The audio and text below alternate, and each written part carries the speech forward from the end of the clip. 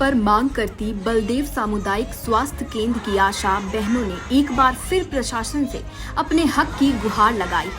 बता दें, मथुरा की 50 से 60 आशाएं अपनी मांगों को लेकर धरने पर बैठ गई हैं। आशाओं का कहना है कि 6 महीने से उन्हें वेतन नहीं मिला है, जिसकी वजह से उन्हें काफी परेशानियों का सामना करना पड़ रहा है। आशाओं ने मीडिया से बात करते हुए बताया कि वो सीएमओ डॉक्टर अजय कुमार वर्मा से मिली, जिनकी तरफ से आशाओं को नौकरी से निकाले जाने की धमकी भी मिली है। यहाँ बलदेव स्वास्थ्य केंद्र पर धरना प्रदर्शन किया है, क्या रहा है पूरा मामला? हम तो धरना प्रदर्शन कई दिन से कर रहे हैं, हमारी कोई सुनवाई नहीं हो रही है। हम कल डीएम आवास पे भी गए पर डीएम साहब नहीं मिले। सीएमओ आवास पे भी गए थे, सीएमओ साहब के जितना कर सकते थे उन्होंने उनसे संबंधित जो समस्याएं थी वो उन्होंने पूर्ण की हैं, वो भी अभी अधूरी की हैं, क्योंकि 6 महीने का मानदेय रुका हुआ था। उन्होंने आश्वासन दिया था कि कल शाम 5 बजे तक पहुंच जाएगा।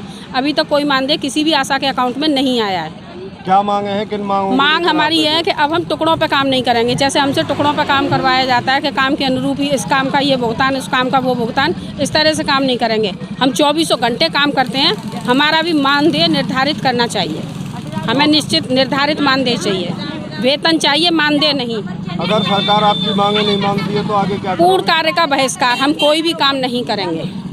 हमको धमकी भी मिल रही है कि आप एक नौकरी के लिए 10-10 महिलाएं घूम रही हैं, उनको तुमको हटा के दोबारा नौकरी पर किसी और को रख लिया जाएगा। कौन दे रहा है आपको ये इस तरह की धमकी हमें सीएमओ साहब से मिली है कि एक नौकरी के पीछे 10-10 औरतें घूम रही हैं। सरकारी नौकरी ढूंढने से नहीं मिल रही है, आप सरकारी नौकरी पे तो हो। मतलब उनका कहने का ये है कि आपको हटाया भी जा सकता है, तो हटाए ना।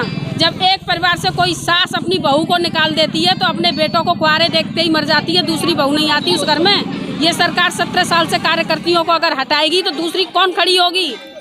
आज बलदेव स्वास्थ्य केंद्र पर आशा और आंगनबाड़ी में जो कार्यरत महिलाएं हैं उन्होंने धरना प्रदर्शन किया है। उनकी मांग है कि हमें 6 महीने से वेतन नहीं मिला है और हमें मानदेय नहीं चाहिए, हमें परमानेंट 1 महीनेदारी का वेतन चाहिए।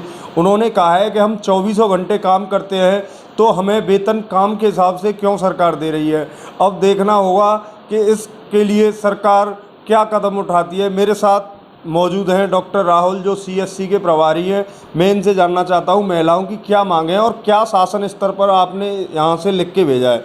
जी डॉक्टर साहब, महिलाओं की क्या मांगे हैं? हाँ, हमारे यहाँ पर आशा कार्यकर्ता जो है, आशा बहन जी जो है, सभी धरने पर आई हुई हैं और इनकी मांग है कि हमें एक तो परमानेंट किया जाए। तो ये सभी सरकार से इन्होंने गुहार लगाई है कि हमें परमानेंट किया जाए और हमारा मानदेय जो फिक्स होना चाहिए हर काम का, और मानदेय और वेतन जो हमें हर महीने टाइम टू टाइम हर काम के हिसाब से टाइम टू टाइम मिलना चाहिए। जी डॉक्टर साहब, इनका मानदेय कितने दिनों से रुका हुआ था?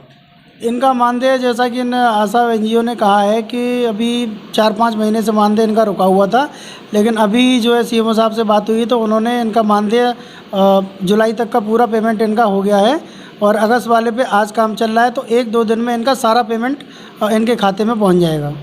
जी, इन्होंने कोई लेटर वेटर आपको दिया हो शासन के लिए भेजने के लिए? शासन के लिए अभी हमारे पास आई हैं, तो इनसे हमारी बात हुई है सभी आशा कार्यकर्ताओं से, तो अभी एक ज्ञापन हमें लिख करके देंगी तो वो हम इसको सीएमओ साहब तक पहुंचाएंगे और आगे की कार्रवाई जो वहीं से सुनिश्चित की जाएगी।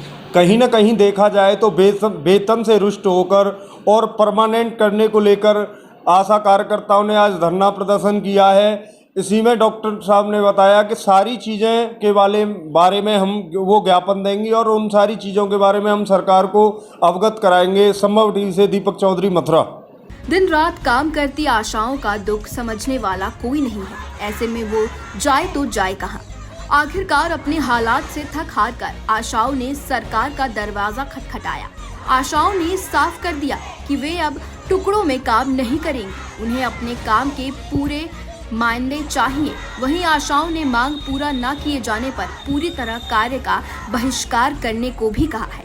ब्यूरो रिपोर्ट, संभव टीवी।